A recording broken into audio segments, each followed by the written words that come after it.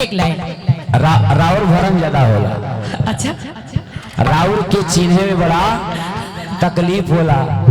यहाँ गांगपुर से के आए बाद हाथ उठावे तो नहीं आए हैं तो उधर देखिए, ये गांगपुर के अरे मैं तो पहचान रही हूँ। लेकिन सुनिए सुनीता जी, सुनिए तीसरी बार मिले सुनीता जी, सुनिए। हेलो हेलो इसको बढ़ाइए को।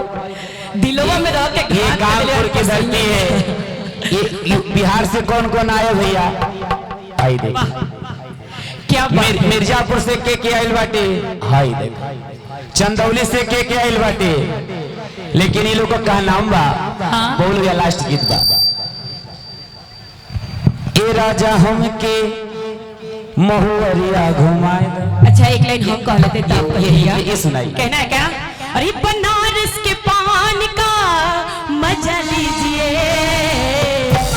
बनारस के पान का मजा लीजिए, आरती सुबह शाम का मजा लीजिए, आरती सुबह शाम का मजा लीजिए, बनारस के पान का मजा लीजिए, ओ बनारस के पान का मजा लीजिए, आरती सुबह शाम का मजा लीजिए, आरती सुबह शाम का मजा लीजिए, मजा लीजिए, मजा लीजिए, मजा लीजिए, मजा लीजिए। अब आप कहिए। हो गया। बनारस के पान का मजा लीजिए। लेकिन यहाँ बनारस की जरूरत बनारसी है। सुनिए सुनिए सुनिए जहाँ जहाँ सुनिए। हेलो हेलो हेलो हरे सोन सड़के महुवरिया के मावा का गा चढ़ल चलिया।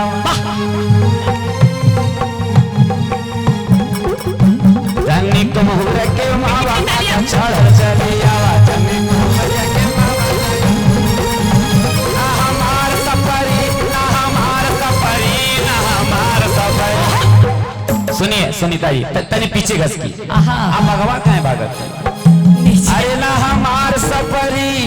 अच्छा आप इधर आ जाए, हम समझती आप बैठे। अच्छा इधर टीम आ महिला पार्टी है ना। हाँ अरे ना हमार सफरी भैया, ना हमार सफरी, ना हमार सफरी। माई तोरे बिना या बना हमार सफरी, माई तोरे बिना बना हमार सफरी, ना हमार सफरी हो ना हमार सफरी, माई तोरे बिना बना हमार सफरी। कल सरक ले पानी हमो, कल सब छोड़ के आ जाई तू। कल सरक ले पानी, कल सब छोड़ के आ जाई तू। भगती के पल मांगी भवानी, असरा मोर पुरा जाई तू। भगती के पल मांगी भवानी, असरा मोर।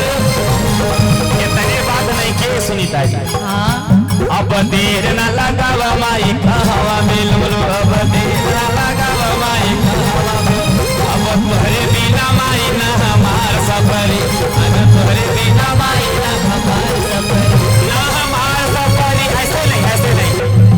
जेकर जेकर सफरे वाला नहीं के वो ए लास्ट गीत बे। आजकल डिजिटल जमाना भी चलत के है। नाचे सब के हो नाची। आजकल डिजिटल जमाना डिजिटल में बहुत कुछ बा। है। एक लाइन हम आपको जवाब दे देते सुनिए हैं। सुनिए सुनिए पहले हल्के बोल ले दे कि एक जीवन दुई आधार, वाह कि एक जन्म दे के दुलरावे, कि एक भाव तेरी छे, कि ये तुलनीय है दोनों माई, कि एक ममता दुलार। एहो माई ओहो माई, दोनों माई एक तार। एहो माई ओहो माई, दोनों माई एक तार। ए राजा हमके महुवरिया घुमादा, ए राजा हमके महुवरिया घुमादा, ए राजा हमके महुवरिया घुमादा। पहले महुवरिया बोलिए। महुवरिया। अरे हम भी महुवरिये बोल रहे हैं। जिला गढ़वा, थाना गढ़वा, घर बेल चंपा। विकास कुमार 18 वर्ष का लड़का भूल गया है कि बुढ़िया भगवती के दर्शन कराया, बुढ़िया माई के दर्शन कराया। तनी एक गीतिया लास्ट गीतिया वाले तनी झुम के खड़ा होके नाच। एकदम एकदम तनी ललकी झलकावत रह। हाँ सबके हो नाची। अरे वाह अरे वाह। हम जाना तनी कि लास्ट गीत बा। ए राजा हमके बहुरिया घुमा,